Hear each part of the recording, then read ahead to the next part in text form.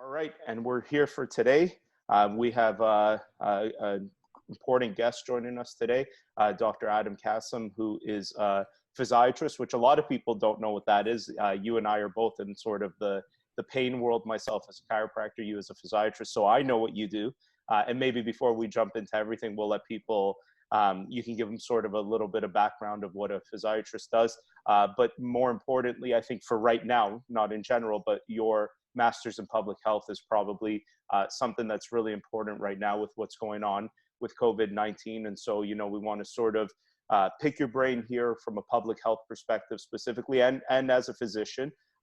So tell us a little bit about yourself, Adam.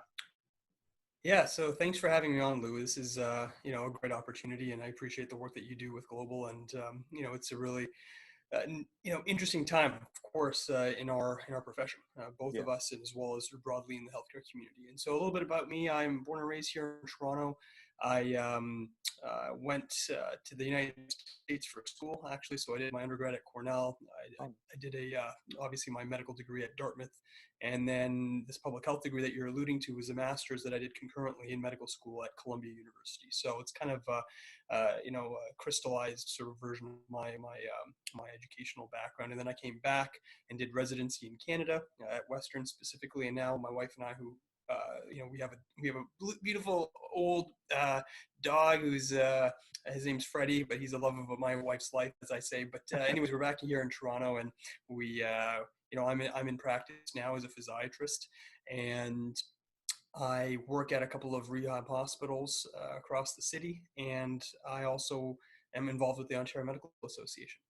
Great. Yeah. So with your work with chronic pain, and I guess before we jump into the public health side of things with COVID-19, one of the things that I've been speaking a lot about is also sort of the collateral damage that's happening to other areas of healthcare.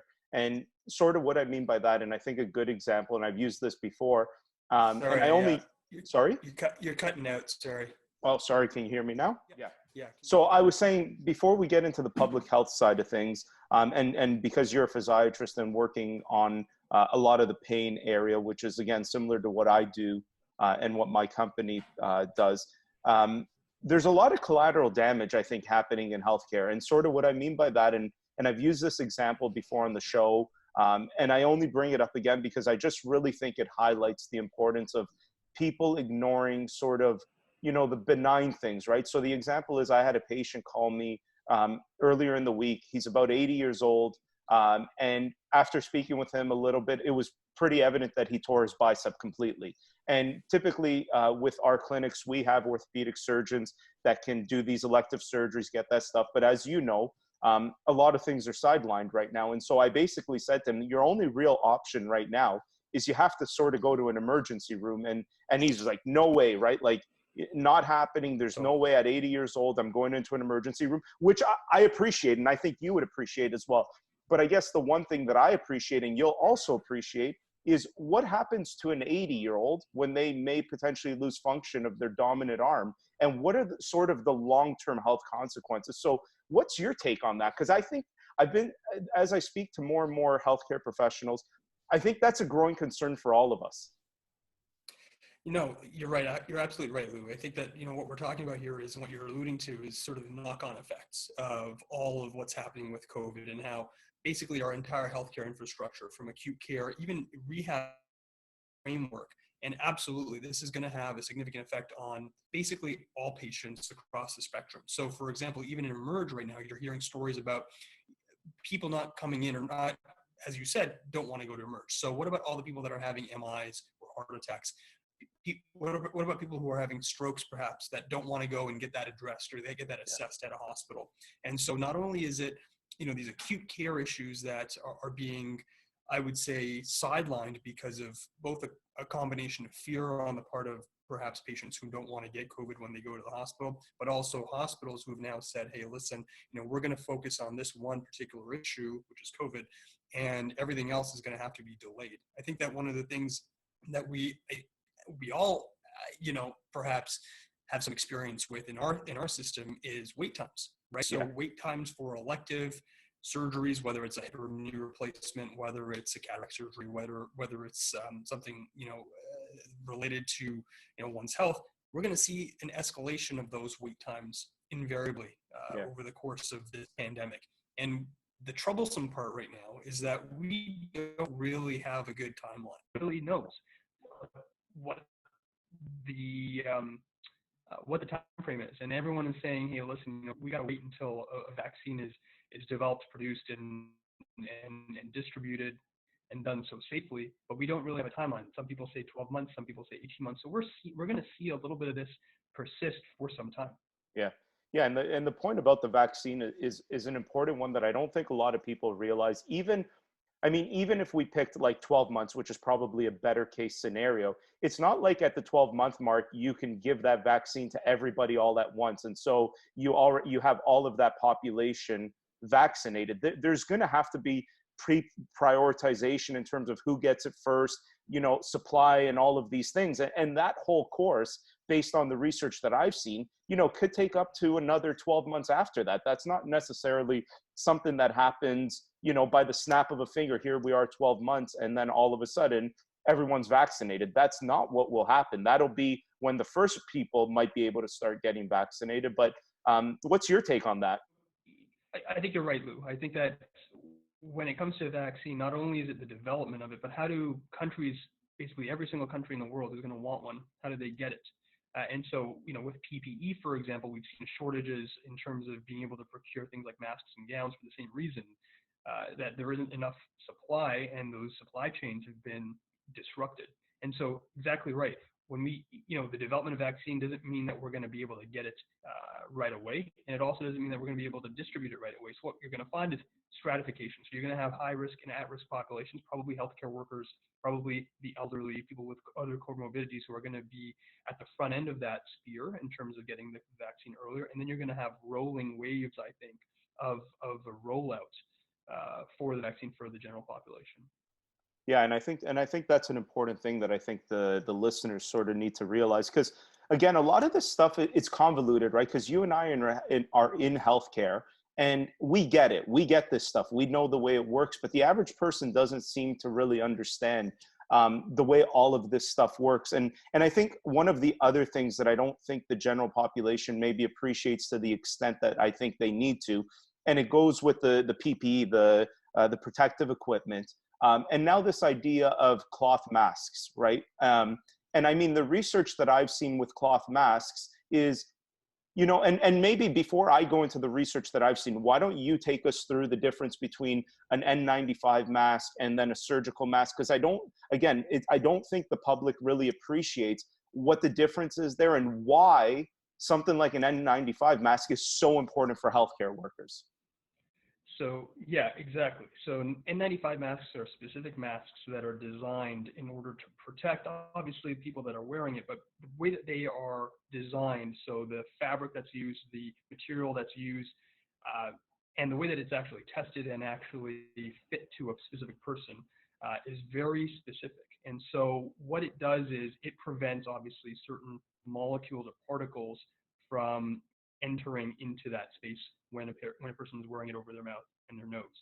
And in the healthcare setting, there's actually a very significant way that they test this. You have to wear this hood, and there are these different saline molecules that are kind of sprayed in, and there's this whole kind of get up, and that has to do with your fit. So you have to be specifically fit for this mask. So if I, for example, am a small, if I'm wearing a medium or a large, that mask doesn't do anything for me. And it's very hard to get fitted for one of these things because it has to happen in a healthcare setting. And the reason why it's so important is it does reduce significantly the transmission of droplet particles.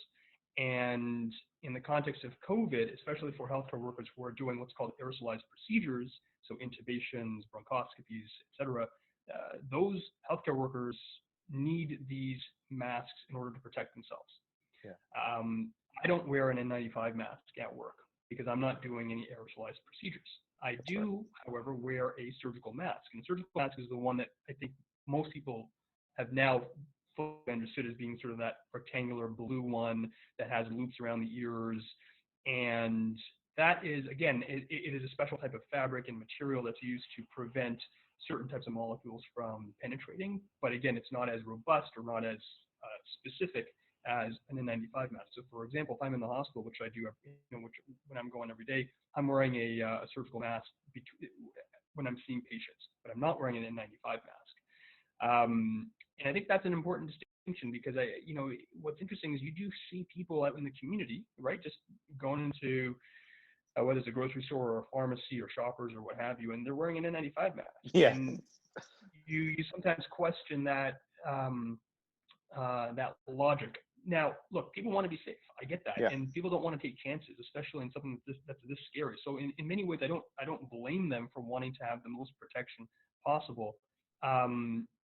Which comes to sort of our cloth mask issue because of our supply for all these masks, which is kind of a dwindling one at this point in time. Although I think they recently just announced that they got 13 million masks in their stockpile as of yesterday or today, which is Ontario.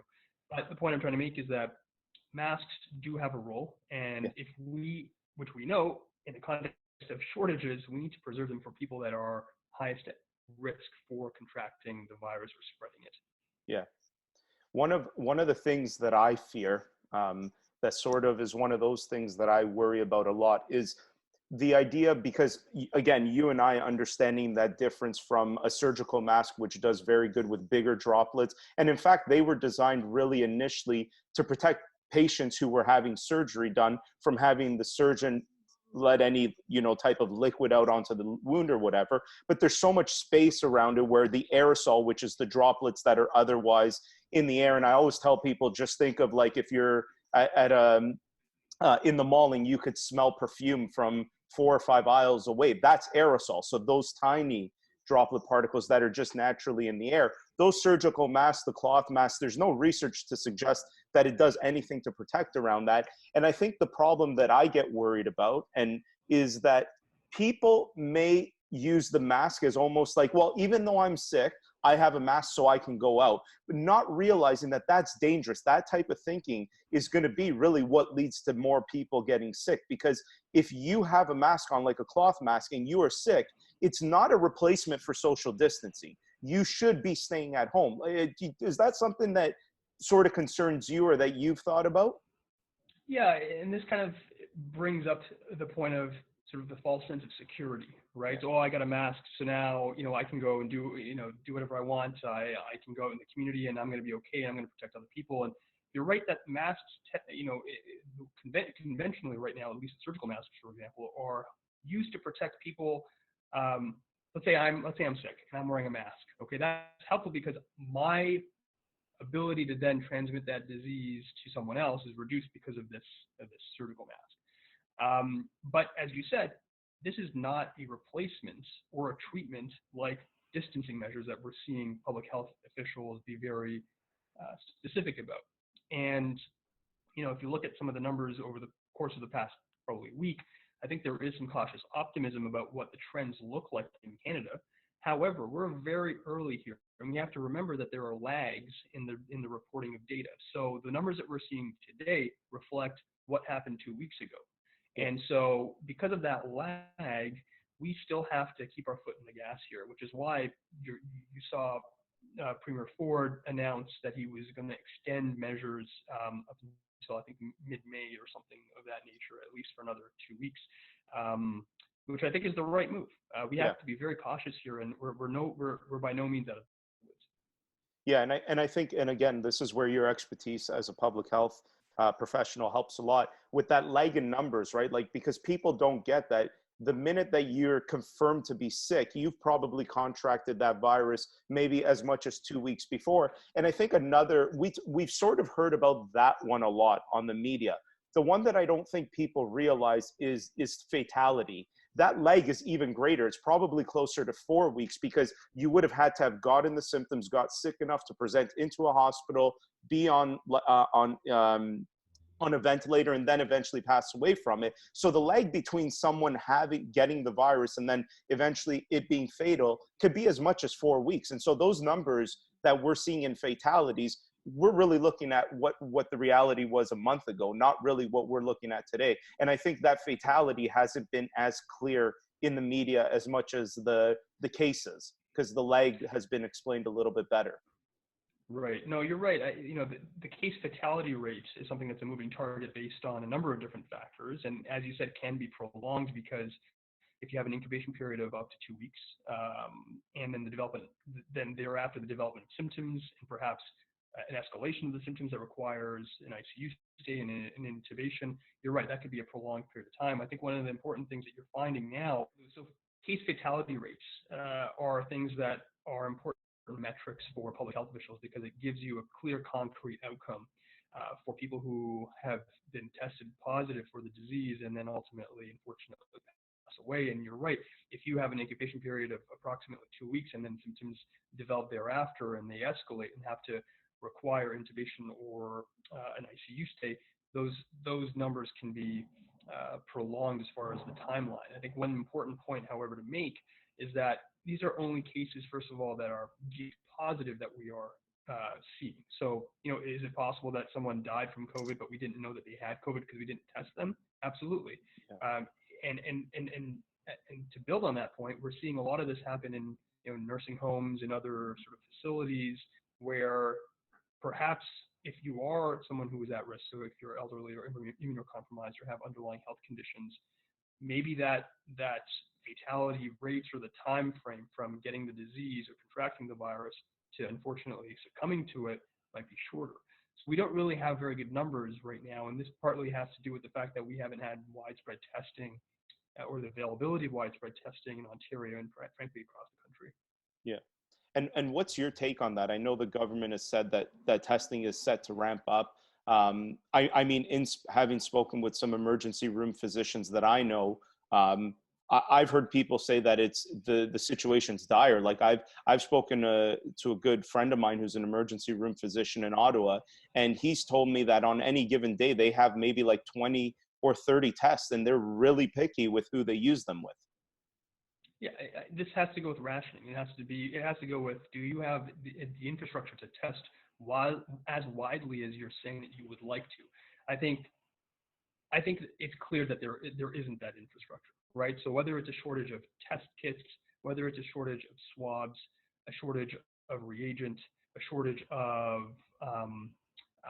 just general infrastructure, I think you're seeing that, and this is part of the problem. And it was true with PPE, and it's true with testing. And I know that there are numbers that the Premier and the government, at least in Ontario, have said, hey, listen, we want to get up to 13,000 tests per day. The fact of the matter is that people have had to ration tests. And the reality is, when it comes to, again, going back so much of this, when I think about the people that I've spoken to on the front lines, a lot of people are going in, and there's the idea they're almost confidently diagnosing people. Like if someone's presenting and they have a fever and a cough, but they're not in any type of respiratory distress, they're obviously not testing them because they're trying to ration the test. And they're essentially saying, for all other, likelihood, you probably do have it, but those don't really get counted, right? And so I think that's another problem where we don't know. And I think that's a problem across the world, not just here. We don't actually know the extent of how many people are infected, and maybe knowing would help us with better data. Like, that's got to be a public health concern in terms of what you guys look at in terms of really getting a better idea of the extent of this disease. Yeah, it's all about numbers. It's all about data. The more data points you have, especially when you're and alluding back to the lag, that allows you to then to switch tack if you need to, right? So if initially you say, hey, listen, we're gonna ideally test, isolate, and then contact trace all of the people that would be at risk or have the disease, that gives you a way better opportunity to mitigate the risk of the spread. And so again, we're not unique in this circumstance. There are other jurisdictions across the United States. Look at Italy and Spain. They're suffering from the same infrastructure problems that we're having here, but this is a reality right now. And we're lucky that we haven't reached that surge, although I think Dr. Barbara Jaffe talked about the surge coming either within the next 7 to 8 days. So we're still very much at the cusp here. Yeah. Is the I guess the infrastructure that you mentioned there, do you think it will get better? Do you think we'll be able to have more data points as this goes on? We'll be testing more and more. Like, do you think we'll get to a point? And I guess eventually the answer is probably yes. But in the next few months, do you think we'll have that aspect where we're able to have a more realistic picture of this, or is that not something that's likely right now? I certainly hope so. I think that we know, at least the governments know, and people that are in charge, so the officials are at least vocalizing that having more tests, having more numbers is going to be important as this disease moves forward, right? And part of the reason why that's so important is that we're going to expect to see second and third waves of this. So we need to have a good handle of where we're at, because when the fall comes around, and again, kind of pre-vaccine, we're going to have an ability to mitigate risk as it starts to pop up. And this is going to be accelerated as we start seeing the reopening of an economy, which you're not going to be able to shut down, I believe, for 12 months, right? No. So I think that it's going to have to be a balance, and there's going to have to be some equipoise here. And getting those testing numbers up and being able to identify exactly who is positive and contact trace is going to be very important.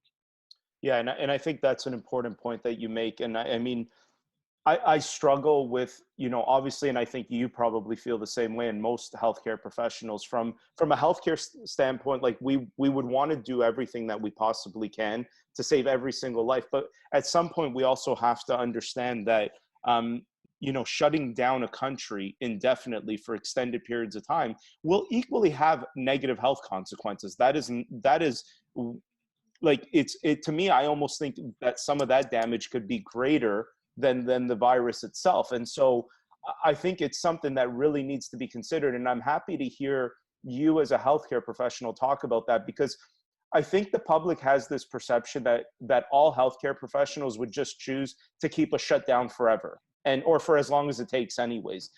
Whereas my impression as I speak to my colleagues is that, no, we see that there needs to be a realistic balance. And I think, your take as someone in public health, do you feel that way? Like, you've sort of alluded to it, but I think there does need to be some type of, what's the middle ground? Like, what can we do that maximizes the healthcare benefits to saving people, but at the same time doesn't paralyze us from an economic perspective? Yeah, I think that as we're going to start seeing, if we're not already there by now, and certainly you're seeing some of that in the United States in terms of conversation about reopening the economy, et cetera. But there is a tension between doing the right thing from a public health perspective, which is incontrovertible. We have to be distancing. We have to do the things that we've done so far and continue to recommend. And I think, for example, the Ford government saying that we're going to have to extend the emergency measures for another 2 weeks, I think is the right move. And seeing what we get at that point in time is very important. But at the same time, you have to recognize that, when we talk. Right. Yeah. No. So there is going to be a balancing act here, because again, social determinants of health not only include things like, your ethnicity, your background, your postal code, but that is often governed by your ability to have gainful employment. Adam, you there? That is going to become a real issue, and will certainly have an impact on an individual's health. Sure. Yeah.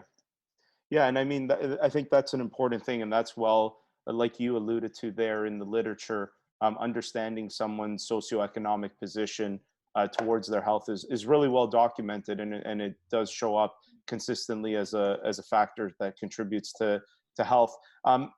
One of the other public health crises that I've been speaking about is that when you look at this virus, and we see the serious cases really are affecting people, and the term that we're using, and in healthcare we know it, is comorbidities. But a lot of these comorbidities, outside of something like an autoimmune disease, which could show up in anybody, but when we look at some of the emerging data coming out of New York, for example, and we see that obesity is a risk factor for serious illness, we see that hypertension, diabetes, a lot of these are lifestyle types of diseases. I feel like this is, at some point, this should also almost be an awakening from a public health perspective, that there needs to be, and a certain amount of onus put on individuals for self-care as well, right? Like they're, and the reality is all of those things contribute to all-cause mortality for all other things as well. Like if you get the flu and you have those comorbidities, you're more likely to do poorly with the flu as well. So, what's your thought about that? Like and I'm not trying to be, an ass or anything in terms of telling people that it's not their fault. It's not their fault. But I am an advocate for people taking care of their own health, right? Like a great example is what we see with smoking. I've been urging anybody who's a smoker right now, like, please do your best to stop smoking. This is not a joke.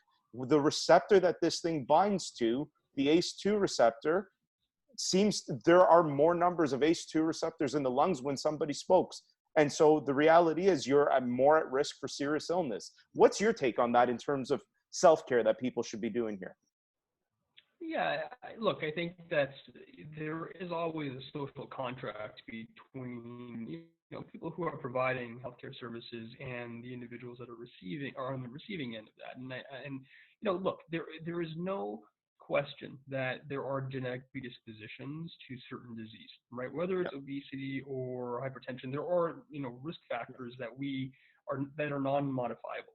Okay, and it's well established in the literature. And going back in socioeconomic status and sort of the social determinants of health, if you grow up in a poor neighborhood and you can't go out and get your $12 salad for lunch, you might end up going to McDonald's and having a meal for $5 if you can now afford that. I don't know, I think McDonald's may be a little bit more expensive than that now, but you get what I'm getting at. I never go, so I think there are certain structural issues that we do. Chick-fil-A maybe, I don't know. But so are there structural issues that put people at a disadvantage? Absolutely. But are there also is this also an opportunity to have people be a bit more diligent with their healthcare? Yeah, I would say that would be a great thing if that were to happen. Yeah, and I think that's an important thing and again, I totally agree with you wholeheartedly there. There are genetic predispositions that lead to some people being obese, hypertension, diabetes, for sure, 100%. But I think there's not enough of an emphasis sometimes on the self-care. I mean, one of the big things that I've dealt with in my career is obviously low back pain. And so much of and as you would, as well as a physiatrist, and you would know as well as I do, so much of that with chronic low back pain simply comes back to start getting yourself in shape in terms of rehab for the low back. Like it's self-care at a certain point, and all of the passive therapies in the world aren't really going to do much if you don't strengthen. So yeah, you're absolutely right. There are genetic predispositions, and what I'm saying there doesn't mean that I don't think we should be providing care for those people. It's just simply, I think there's opportunities to learn in any disaster, and I think this might be one of the sort of it might be tough to call it a silver lining, but something where maybe we can look at this and say, okay, there might be more of an onus that everybody has to do a little bit better, because the reality is this took us by storm. We don't have good treatments for it that we know of right now. There's nothing to prevent it. And really the only things that we could be doing is the public health measures like washing your hands, not touching your face, social distancing, and otherwise taking care of your general health as much as you possibly can. That's sort of all of the tools that we have for us right now. For sure. And you hit the nail on the head there, which I think is, if we talk about personal responsibility, especially in the context right now of this pandemic, what we know works the best for mitigation is distancing measures. Yeah. And that's frankly up to each and every one of us, and we can do that, right? Yeah. And I think there was a meme that went viral online, which was, our grandparents were forced to, go to war for us, and what our task now is to stay home and do our best to stay home. So I think that when we talk about personal responsibility, we talk about distancing measures. Here's a very clear example of how we can all do our part, and we need to continue doing our part. And I think it's crazy anybody that's not listening to that. I mean, it's funny. I've said before on the show that sort of the rules that, when governments have to impose certain things, those rules are often set for the people that won't listen to them anyways, right? Because 99.9% of law-abiding citizens like myself, yourself, and the vast majority of people, once somebody says, hey, this is what we need to be doing, we generally would do it anyways. But there's always that small sect of the population that just unfortunately doesn't listen. But, you know, I've had some crazy calls even on the radio, where people are saying, well, you know, does social distancing even work? Like, is there any evidence to suggest that? And I mean, I know there is, but from your perspective, from public health, tell the listeners right now how important it is. I know you've started, but I think it's an important message to get across. Look, distancing is the only known sort of mitigation efforts that has proven to work, not only here, right? Yeah. It worked in China, it's worked in the United States, it's worked around the world. And we don't have a treatment yet for COVID necessarily. We know how to perhaps try and treat some of the symptoms, and we don't have a vaccine. And so outside of that, this is shown to reduce not only the case fatality rate, shown to kind of flatten the curve, shown to reduce the number of new patients per day. Look at New York City; they just said that they were at, or New York State, they just said that they'd reached their peak. Yeah. So these are really, really good things, and that was on the heels of really significant distancing measures that are very hard to maintain. Right, we're social beings. We want to be outside. It's finally getting better out, especially here in Toronto and in Ontario and Canada. So people want to go outside. I get that. Yeah. It's a normal want, normal emotion. It's good for you. Get fresh air. But I think right now, if we don't do the things that we're doing today and continue doing, then we might not have a summer or an end of a fall to kind of to be outside. So I think that this is our moment to really keep our foot on the gas. Let's get it done, and so we can enjoy the months to come. The months, yeah. And I think that's really, really important. I appreciate you sharing that message with us. I want to shift gears here a little bit. And again, from like when we look at public health, there's professionals such as yourself, then you have municipal, provincial, the national bodies, and then the international body like the World Health Organization. And there's been a lot coming out in the last few days about, did the World Health Organization get this wrong? There seems to be some messaging around that maybe they're a little too China-centric, to steal the term from Donald Trump, and that's potentially been a bad thing and may have led to some public health measures that, had they been implemented sooner. I've heard a stat that had things been, if travel had been stopped about 3 weeks earlier, and if China had intervened 3 weeks earlier, that 90% of all of this could have been avoided. What's your feeling as a public health professional about how the World Health Organization handled this? Sorry, Lou, you just cut out there for a second. Yeah, that's okay. Can you hear me? The last bit of what you just said. Yeah, I can hear you now. Yeah. So my question for you is, as a public health professional, what's your take on how the World Health Organization handled this in the beginning and how they're handling it now? This is a tough question to answer. I don't think that we have. I don't think we have all of the information yet, and I think that we're too kind of early on in the pandemic cycle to really say one way or the other. What I will say, however, is that the WHO, at least from my vantage point, seems to be a very conservative organization as far as its declaration, for example, of even the pandemic. And so what I mean by that is the timing when it was able to declare a pandemic. I think there is good reason to believe that if they had called the pandemic earlier, that would have given countries a larger runway to prepare. So I think that and to be frank, I don't think any organization, just like any government, shouldn't be above criticism, right? We should be asking these tough questions. And there, so for example, in Ontario specifically, at least as far as I remember my timelines, and I could be wrong, so if I am, I apologize. But if the World Health Organization had called the pandemic earlier, so even several weeks earlier, Doug Ford might not have said that people should go out and enjoy their March break. Right? People might have been a bit more tuned into the fact that, hey, listen, this is a really serious worldwide event, and we need to kind of hunker down and do things in the right way. And I think it was Dr. Ryan, who I believe is part of the World Health Organization on the executive level, and he's a gentleman, physician who's dealt with Ebola and a bunch of different outbreaks. And his clip went viral. He was talking about how think he's from Scotland or Ireland, but he was talking about how you need to be, how about now? Yeah, I Yeah. got you now. Yep. Okay. So you were saying Dr. So Ryan? I was saying that, yeah, Dr. Ryan, his clip went viral, right? He was talking about how for any kind of outbreak, you need to be fast. Viruses like this need to be tackled very, very quickly, and perfection is the enemy of the good. And so, when you have people who have dealt with outbreaks around the world saying, hey, listen, we got to be fast. And what we know about governments, for example, is sometimes they'll take their lead, like Public Health Canada will, of the World Health Organization, from the World Health Organization, then they should be the ones that are declaring it even more quickly.